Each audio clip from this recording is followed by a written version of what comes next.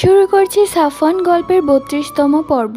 ইরার আপাকে দেখে ইরা এবং সাফওয়ান কিছুটা ভেবাচাকা খেয়ে যায়। তখন ইরা বলে, কিছু না আপা, ওইদিকে সেই পরীটা ফাঁদ পেতে আছে, কিভাবে সে ইরার ক্ষতি করবে। সেই পরীটা ইরার বোনের রূপ নেয় এবং মনে মনে ঠিক করে ইরার কাছে গিয়ে ইরাকে গলা টিপে মেরে ফেলবে। যেই ভাবনা সেই কাজ। ইরার কাছে যেতেই সেই পরীটা অনুভব করে ইরার শরীর বন্ধ করা, মানে সাফওয়ান জিন রাজ্যের শরীর বন্ধ করা তাবিজটি ইরাকে দিয়ে দিয়েছে। এখন সে হাজার চেষ্টা করলেও কিছুই করতে পারবে না। মনে মনে কিছুটা রেগে ফুঁসতে থাকে সেই পরীটা। তখন ইরার দৃষ্টি যায় সেই পরীর দিকে, কিন্তু সেই পরীটা তো তার আপার রূপ নিয়ে আছে। ইরা আপাকে দেখে তার কাছে যেতে নেয়। ইরা যতটা তার আপার কাছে যাচ্ছে ঠিক ততটাই দূরে চলে যাচ্ছে সেই পরীটা। এর মধ্যে ইরার আপা পেছন থেকে ডাক দিয়ে বলে, কিরে ইরা, কোথায় যাচ্ছিস? সঙ্গে সঙ্গে ইরা পেছনে ঘুরে তাকায়, দেখে তার আপা তো পেছনেই আছে। সঙ্গে সঙ্গে সামনে তাকায়, দেখে সেখানে কেউ নেই। তখন ইরা